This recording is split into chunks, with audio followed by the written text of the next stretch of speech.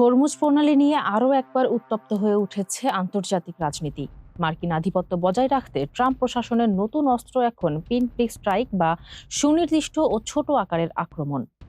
Mine পাতার চেষ্টাকারী ছোট নৌযান দেখলেই গুলি করার নির্দেশ দিয়েছেন মার্কিন প্রেসিডেন্ট ডোনাল্ড ট্রাম্প। সামাজিক যোগাযোগ মাধ্যম ট্রুথ সোশ্যালে ট্রাম্পের দেওয়া এই নির্দেশের পর বিশ্লেষকদের ধারণা এটি ইরান বিরোধী এক নতুন সমর কৌশলের সংকেত। পেন্টাগন ও হোয়াইট হাউসের সাম্প্রতিক অবস্থান থেকে স্পষ্ট, বড় ধরনের যুদ্ধের পরিবর্তে এখন সুনির্দিষ্ট ছোট আক্রমণের দিকেই বেশি ঝুঁকছে ওয়াশিংটন। হরমুজ প্রণালীর মাইন পরিষ্কার করে বাণিজ্য পথ নিরাপদ করতে মার্কিন বাহিনীর দীর্ঘ সময়ের প্রয়োজন। এমন সংবাদ আসার পরই ট্রাম্পের এমন কড়া বার্তা এলো। ট্রাম্পের লক্ষ্য পূর্ণ যুদ্ধের বিশৃঙ্খলায় না গিয়ে ইরানের নৌ সক্ষমতাকে ধীরে ধীরে পঙ্গু করে দেওয়া। ক্যারিবীয় সাগরে মাদক বিরোধী অভিযানে এই কৌশলী আক্রমণের নজির রয়েছে মার্কিন বাহিনীর।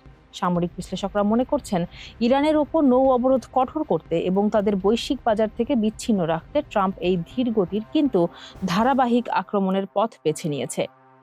এতে সরাসরি যুদ্ধের ঝুঁকি কম, কিন্তু ইরানের ওপর প্রভাব খর্ব করার সম্ভাবনা বেশি। সব মিলিয়ে হরমুজ প্রণালীতে মার্কিন নৌবাহিনীর পূর্ণ নিয়ন্ত্রণ প্রতিষ্ঠানই এখন ট্রাম্প প্রশাসনের মূল লক্ষ্য, যেখানে ইরানের নৌযানগুলোই হতে যাচ্ছে প্রধান লক্ষ্যবস্তু। ফারজানা হাসিন, মানবকণ্ঠ।